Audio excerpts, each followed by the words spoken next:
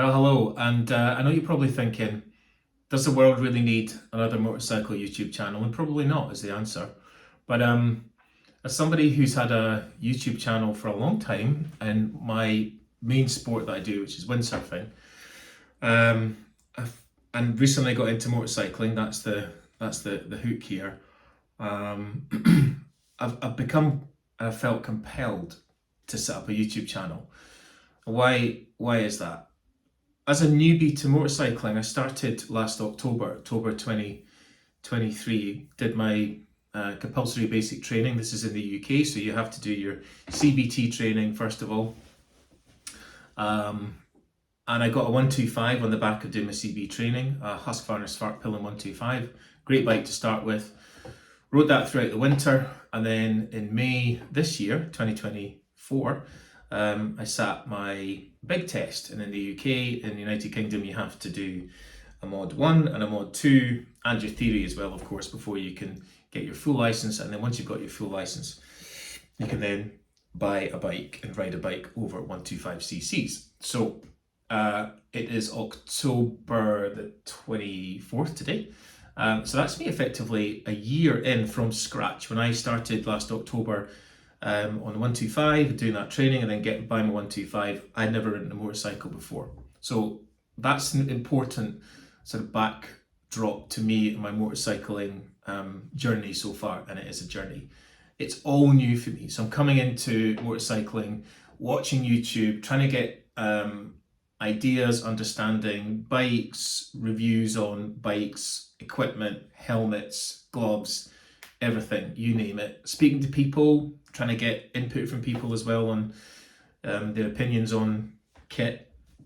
But sometimes I find with the reviews, especially from YouTube channels that are paid, they're not direct enough about or blunt enough about whether a product is good, or if it's not good, where the failings are and whether you should buy it or not. I'm often looking for a recommendation at the end to say, if I was you, I wouldn't spend your hard-earned money on this item, and instead I would spend it here. For me, that's really valuable. And I understand that they've got commercial interests to protect and they maybe don't want to be that blunt. But as a consumer, and somebody who's learning in this hobby, in this sport, if you like, motorcycling, then that's the kind of information I'm looking for. So to be crystal clear, I've created this channel to share my own experiences as a newbie around motorcycles.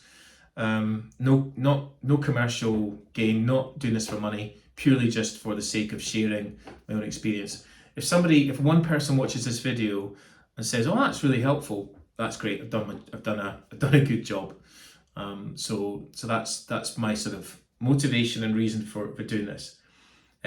My name's Paul, by the way, Paul Dunn. I live just outside of Edinburgh in Scotland, in the United Kingdom. And when I passed my test in May, I passed my test on the Thursday, and on the Saturday I went to my local Triumph dealership and I ordered a 2024 Triumph Tiger 900 Rally Pro, which I took delivery on the 6th of June this year. And so far I have done just under 3,000 miles on the bike, which I cannot believe I've done that much mileage already on it. But I absolutely love the bike, and every day is a school day, and I'm learning so much with it. But it's fantastic. Absolutely loving it. Okay, so I'm gonna now that's a bit of backdrop and a bit of the backstory to me and why I'm doing set up this channel. My surname's Dunn. If you're wondering why is it called Moto Dunny, Dunny's my nickname.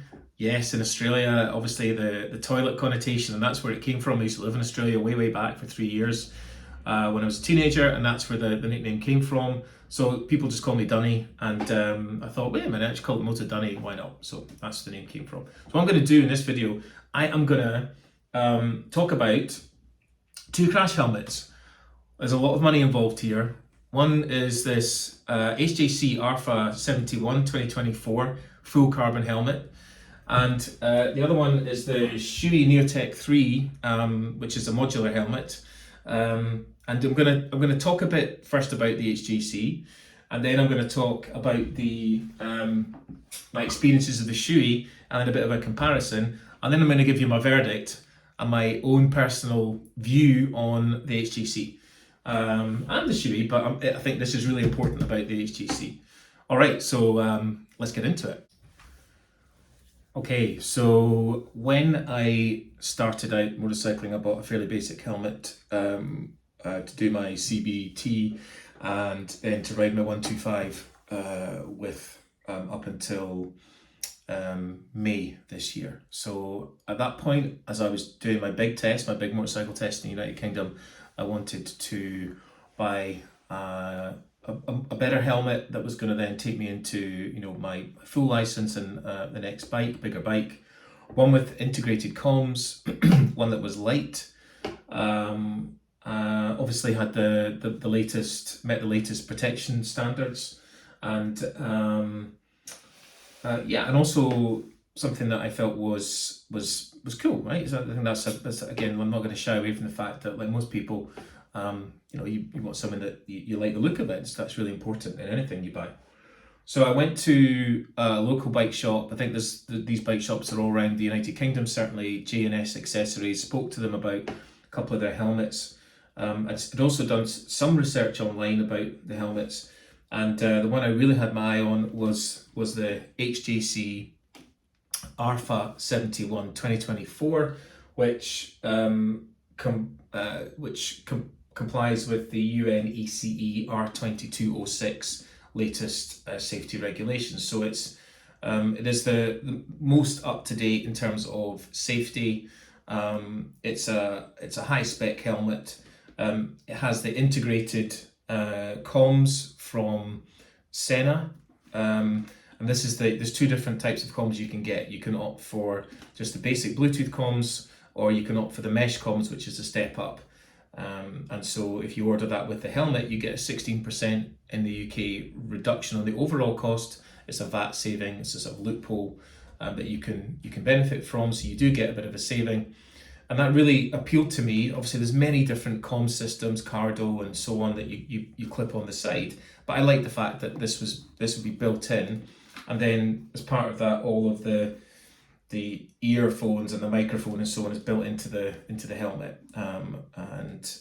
It's all integrated. It all works. That for me was important. Now, that comes at a cost. There is no getting away from the fact that this helmet is expensive. With the integrated comms, and if you go for the mesh comms, including the 16% discount, you're talking about £734, I think is what I paid for this helmet. It is a lot of money, unquestionably a lot of money. It is very light, it's full carbon, it has integrated comms, it has, like most helmets do, the internal visor that comes down like that. So it's got that built in as well. And obviously these visors are interchangeable, so if you want to buy a different visor, you can, which is cool. But I'm happy with the clear one, certainly for now. I bought this helmet, and it was professionally fitted for me by the people at HJC, and then they ordered this helmet in for me because they didn't carry this one in stock. All good. So the fitting, I have to say, of this helmet for me is excellent. I think it's very comfortable, but it's very close fitting. You feel very you feel very much that the helmet's part of you. I think that's great for me, certainly. Again, as a new rider, I want to feel that sort of that safety, and I definitely feel that in this helmet, which is awesome. The comms are good. Yeah, the comms are good. Standalone, the comms are good. With my bike, you can integrate the comms of the helmet with the bike, or you can choose just to integrate the helmet with the phone instead, and I've gone for the latter just for various reasons. It just makes it more simple for me, and you can use Siri to control what I'm doing in terms of calls or music or whatever else, so that's cool. What else? Yeah, this helmet definitely looks cool, no doubt about it. I've had so many comments from people about this helmet saying, oh my god, what a work of art, what a beautiful bit of kit it is. You see with the light shining in here through the window opposite me, it's carbon, it's full carbon. I don't know, it's obviously not going to be 100% carbon, but in terms of how it's made and what it looks like. It's exposed carbon and it looks really cool, undoubtedly. Okay, so those are I would say the sort of positive points about the helmet. The venting on it is reasonable. It's got a vent on the top, which I think is, yeah, it does work. You get some, yeah, you do get some venting. I live in Scotland. It's never warm, or really, it's warmish. So venting for me is not really an issue. Cold is an issue, definitely. But it allows you to bring some fresh air into the helmet, most definitely. Same with this vent down the front here as well. So you've got a small amount of vent you can open up there too. And obviously then you can have the visor sitting at different stages. It is quite an aggressive kind of lock on this, but it's the lock itself, yeah, it works, which is good. All right, so those are I would say the sort of the key features and the things I think are reasonable. The weight as well, I must say, is fantastic. Okay, so let's now talk about the things I found out about this helmet that I didn't know before I bought it, that if I had known, I wouldn't have bought it. That is critical. If you're thinking about this helmet, this is what you need to know. It doesn't matter, maybe even if it's just the HJC, it's something I've learned about carbon helmets, full stop. I did not know that full carbon helmets like this are noisier than helmets that are not full carbon. I didn't know it, no one had told me. I wish they had, because when I bought this helmet, it got it delivered and I went out with it, it was really noisy. This was without any earplugs in. I thought, okay, it's just because I haven't got any earplugs in. So the next time out, and this was me going on like motorway, dual carriageway, so really testing it, maybe with quite a bit of wind as well. I had the earplugs in, so the visor closed, and the noise, the wind noise coming through into the helmet was brutal, absolutely brutal. On my Triumph Tiger, I've got fairly high screen on the bike, and I've got a Puig extender as well, just for that extra bit of height. I'm 5'9", so I'm not tall, but just that extra bit of height on the visor, which makes sure that the airflow is going right over your head. So there's no buffeting on the helmet. I've tested all that and made sure of that. No buffeting at all on the helmet. Really clear airflow going right over my head, which is awesome.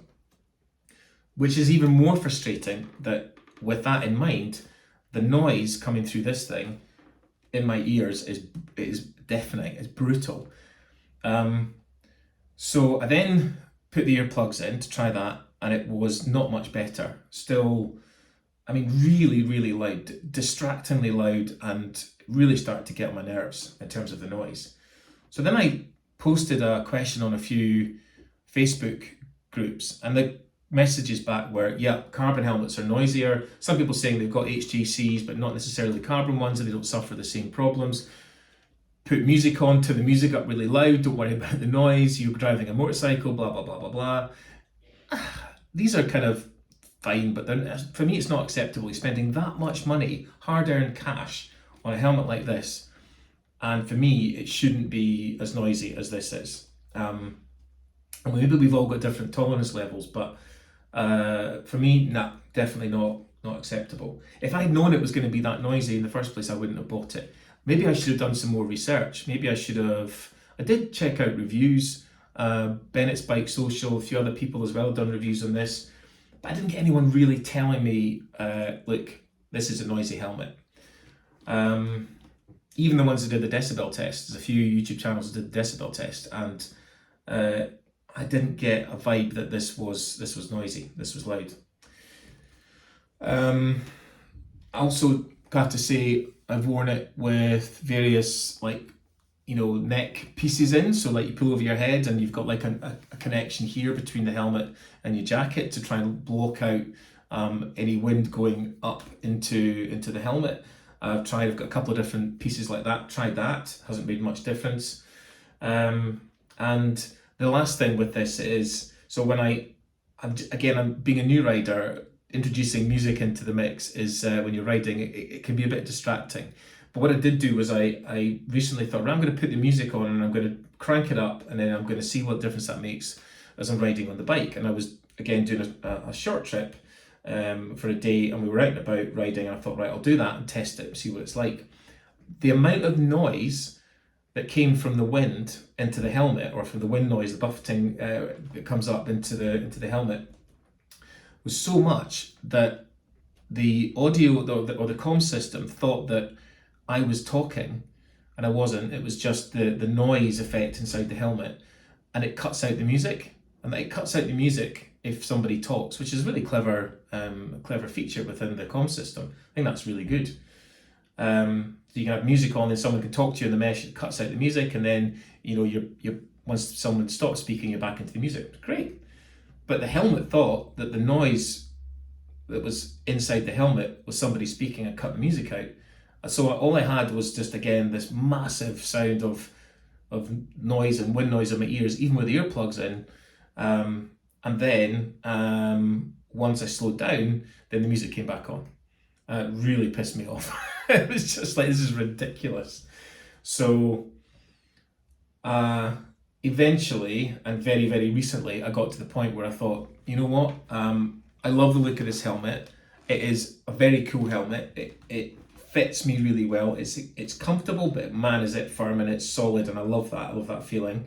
I love the integrated comms, but if I'm going to do longer journeys and longer touring trips, which I do plan to do in the future, I'm going to need a different helmet. And that really pissed me off as well, because I knew I'd already spent £700 on this. And I can see you thinking, oh my God, Paul, you're an idiot spending that much money. There's lots of other helmets out there that are cheaper.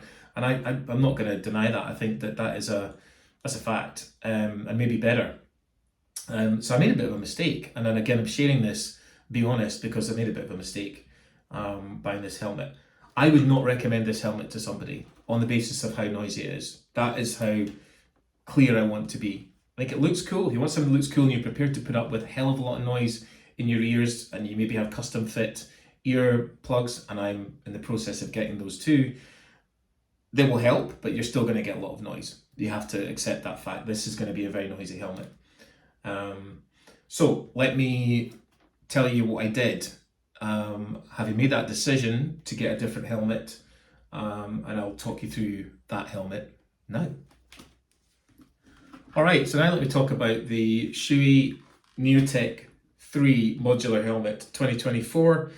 There are a lot of YouTube videos out there reviewing this helmet, which rate it very highly. There's one video I did watch from a retail shop who do a lot of really good videos actually.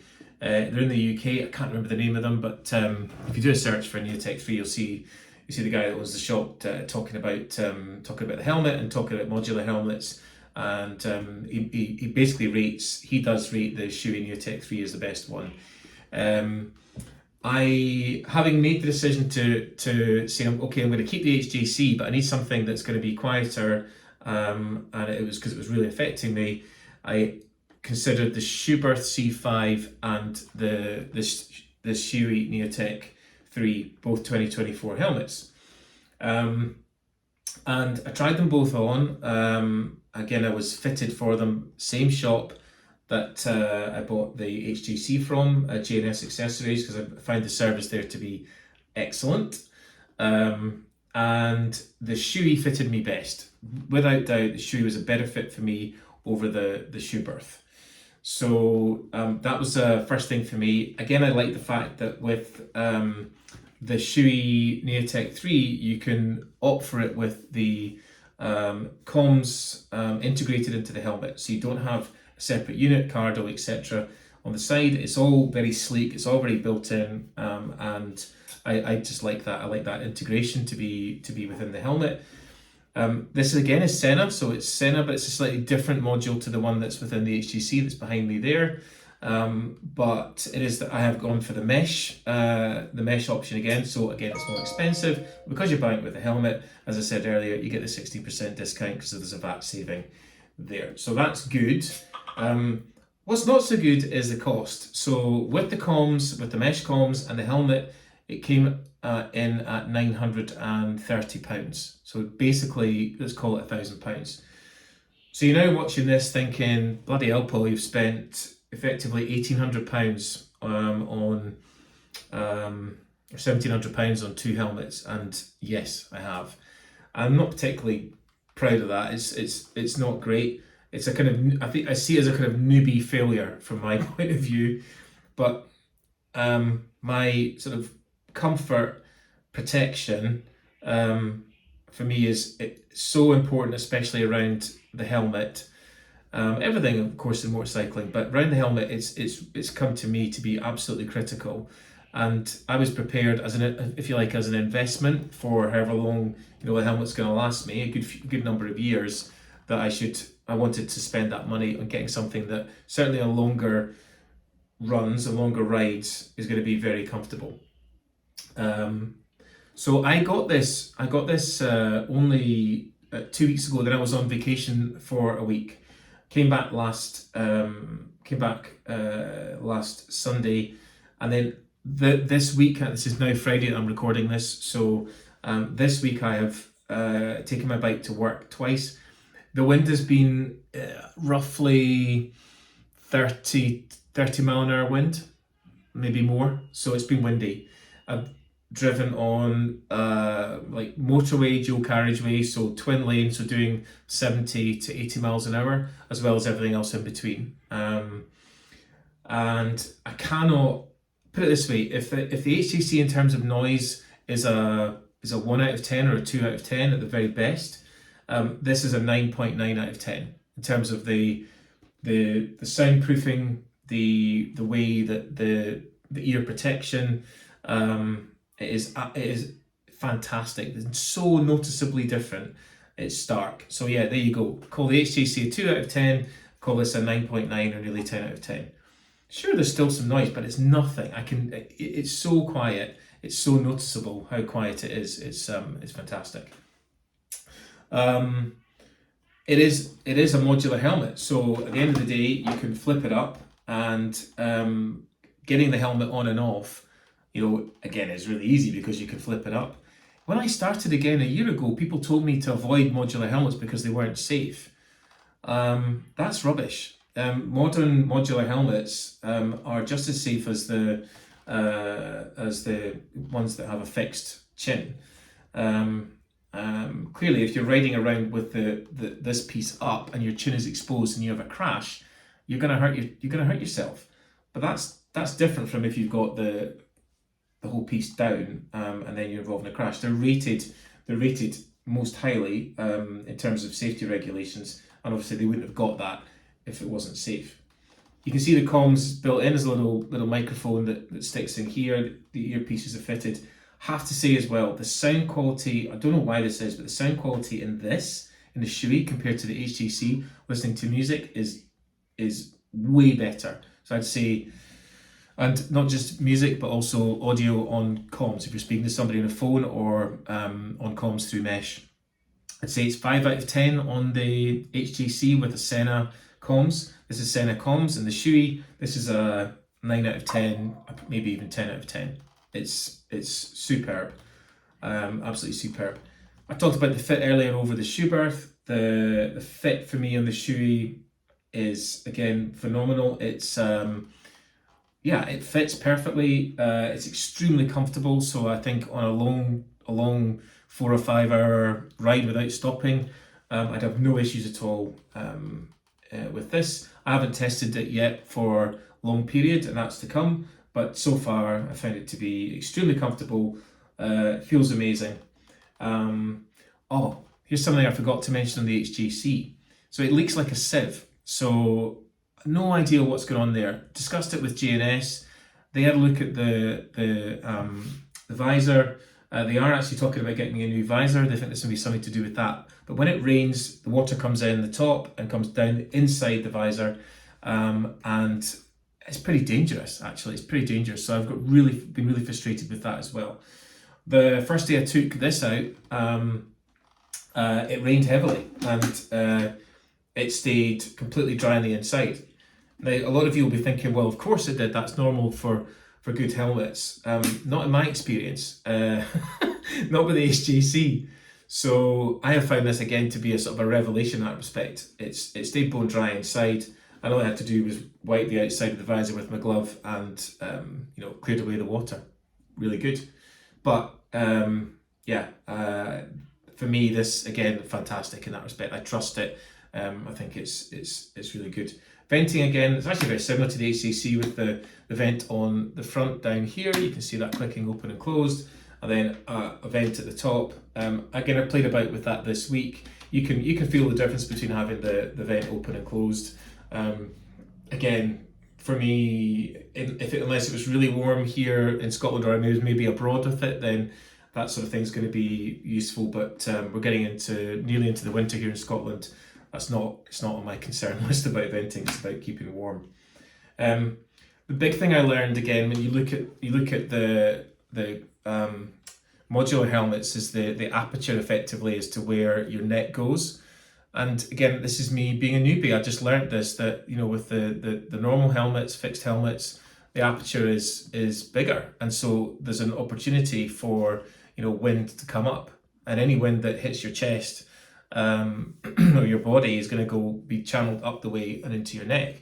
So if this aperture is smaller, then there's less chance for that to go up into the helmet and then to whiz around and create noise in your ears. So man, this really works. This is amazing. You've got this chin guard here, which creates a closure. You've obviously got the buckle here, and then you've got the where the neck is, and you can see there, like it's a very small area, including at the back as well. It's really filled in the back of your head, and that just all helps to create that tight unit around your neck. It doesn't feel obstructive or feel like you're being, it's too tight, but I definitely, again, it's clearly making a difference in terms of the amount of wind that's coming up. One other thing I really liked about this too, compared to the HJC, is the mechanism on the strap. The one on the HJC is fine, it's a buckle, but this is a ratchet system, so it's very easy to operate with gloves on as well. Making an absolute hash of that because it's upside down. But yeah, very easy to operate with gloves on, and I like it. It's good. It's very comfortable, easy to adjust, easy to get right, easy to make sure it's not too tight on your chin. So overall, I would give this helmet probably a 9.8 something, or even a 10 out of 10. I don't know. I think it is absolutely fantastic. Complete game changer for me. Fit, comfort, waterproofing, integrated comms, weight. It doesn't feel heavy. It feels a little bit heavier than the HJC, but it's fine. The modular aspect of it, I think, is fantastic. I think it's really cool. It's versatile, but the biggest thing for me, to be honest, apart from the safety, is the noise reduction, and it's brilliant. So I would 100% recommend, if you're in the market, trying one of these on. It is a lot of money, unquestionably a lot of money, but I think as such an important part of motorcycling, money well spent. And you would not be, you would not feel that you've misspent by buying one of these helmets, because they are absolutely superb. All right, I hope that you have found this video interesting and helpful, particularly if you're in the market for a new helmet. And I've been clear on my opinion on the helmets, and that I think the Shoei Neotec 3, for me, for a sports touring helmet, probably is that the right way to call it, is the best on the market, in my opinion. So I hope that's helpful, and I hope you like the video, and I will hopefully do some more in the future. All right, cheers.